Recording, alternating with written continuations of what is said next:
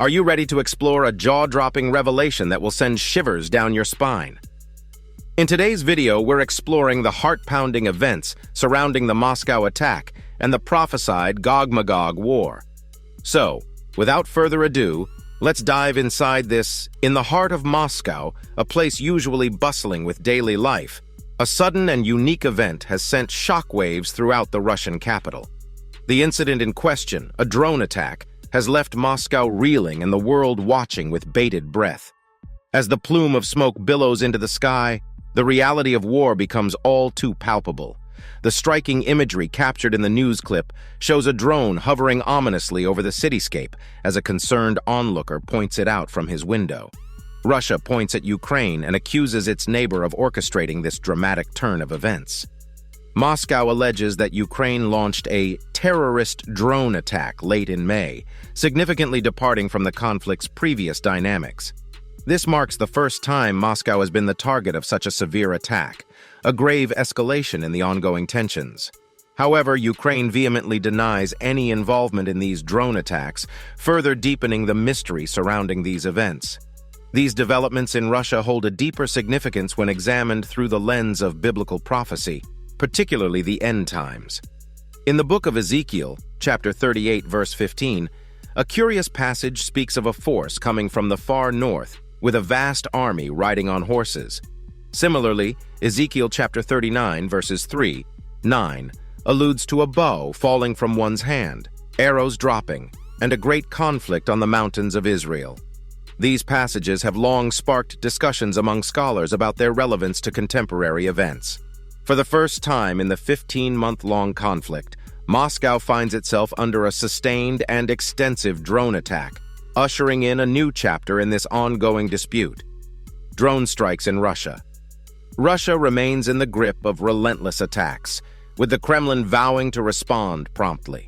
These attacks primarily involve a barrage of deadly missiles and drones aimed at Ukraine, occurring almost daily. The situation reached a horrifying climax in late May, when Kyiv, the capital of Ukraine, endured its third air raid within a single day. The most alarming incident during this period was the low-flying drone that penetrated Moscow's airspace. A video shared on social media captured the drone descending near Moscow. In contrast, others were seen soaring above opulent mansions in the upscale Rubliovka neighborhood and tower apartments in the city's southwestern suburbs. Additionally, footage from Moscow's outskirts revealed a Panzer surface-to-air rocket system firing in response. According to the Russian Defense Ministry, 8 drones were involved in this audacious operation, although reports from law enforcement-connected Russian media claimed the number exceeded 30. Russia's response and accusations. Alexander Kinstein, a prominent member of Russia's parliament, reported that drones were downed in 5 distinct locations within the Moscow region, including Rubliovka, a neighborhood housing much of Russia's political elite. This elite enclave includes Vladimir Putin's Novo-Ogaryovo state residence. Putin defended Moscow's air defenses, accusing Kyiv of attempting to terrorize Russians by targeting civilian areas. He asserted that Russian forces exclusively employed high-precision weaponry to strike Ukrainian military infrastructure. One of the captured drones appeared to be of Ukrainian origin, resembling the UJ-22, reportedly manufactured by the Ukreget firm. This autonomous airborne vehicle, with a range of 800 kilometers and a flight time of 6 hours, resembles previously documented drones used in attempted strikes. As Russia points to Ukraine in response, Russia's foreign ministry has not only reserved the right to take severe actions, but also hinted at further escalations. The situation remains volatile, with both sides trading accusations and ominous warnings. The potential for a Ukrainian counteroffensive. Some observers anticipate that Ukraine might launch a counteroffensive in the coming weeks, amid the ongoing turmoil in Russia and Ukraine. The recent series of drone attacks on Moscow raises questions about their purpose. One theory suggests that these drone attacks could be a strategic move to divert Russian air defenses away from the front lines, thereby safeguarding significant towns and cities. As events unfold, it becomes increasingly evident that the region is grappling with complex dynamics. For Christians, The unfolding conflict between Russia and Ukraine holds particular significance when viewed through the lens of end-times prophecies. The Bible hints at a future where wars, hardships, and suffering will be prevalent.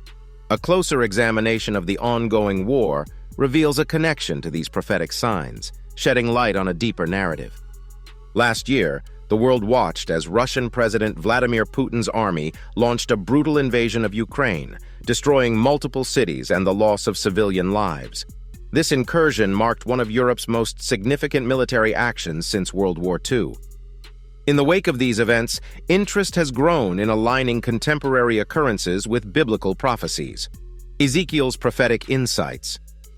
Ezekiel, a Hebrew prophet from over 2,500 years ago, is a focal point of attention in this context. Some Bible interpretations of the book of Ezekiel identify Russia as a key player in the end times.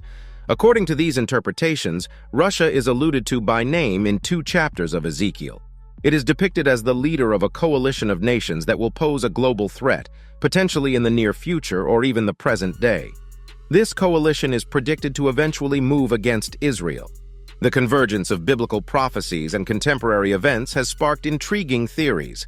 Author Joel Rosenberg has delved into Old Testament predictions related to the end of days, including Russia's potential role. In his blog, he discussed Ezekiels Prophecy, which foretells a military partnership between Russia and Iran, targeting Israel from the north in the final days. The War of Gog and Magog. The unfolding events in the world have drawn attention to an eschatological struggle, a term used to describe events related to the end times. This struggle is vividly depicted in the biblical book of Ezekiel, specifically in chapters 38 and 39. Bible scholars often refer to this as the War of Gog and Magog. According to these scriptures, there is a great conflict and a divine victory in store, a victory orchestrated by the Lord. In Ezekiel chapter 38, verses 14-16, the prophecy paints a picture. Therefore, Son of Man, prophesy and say to Gog, this is what the sovereign Lord says. On that day when my people of Israel are living in safety, will you not take notice of it? You will come from your place in the far north, you and many nations with you, all of them riding on horses, a great horde, a mighty army. You will advance against my people Israel like a cloud that covers the land. In days to come, Gog, I will bring you against my land, so that the nations may know me when I prove myself holy through you before their eyes. To comprehend the significance of these prophecies, it's essential to identify who Gog and Magog are. Genesis chapter 10, verse 2 provides a clue. The sons of Japheth, Gomer, Magog, Madai, Javan, Tubal, Meshech, and Tiras. Gog's name appears here as the grandson of Noah. Furthermore, 1 Chronicles 5, verse 4 mentions the sons of Joel, Shemaiah his son, Gog his son, Shimei his son. Based on these biblical references, some believe that Gog is the son of the prophet Joel. Gog is mentioned in Genesis and prominently appears in both the book of Ezekiel and the book of Revelation. Both of these books are known for their end-of-the-world predictions. Interestingly, the term Gog can be translated to mean high or supreme. Ezekiel identifies Gog as the leader of a powerful nation named Magog. While some interpret Gog as an individual leader, others see it as a title akin to a president, prime minister, or pharaoh, the modern-day connection.